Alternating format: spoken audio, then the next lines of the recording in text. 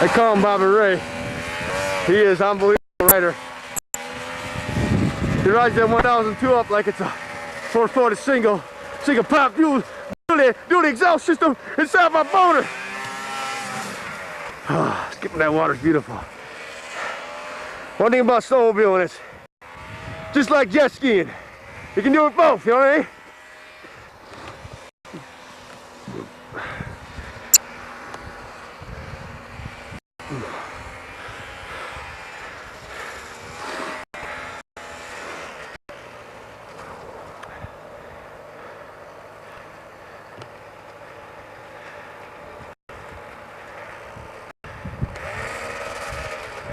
Getting set up. 1,000-pound sled. Definitely not something you want to put in a drink.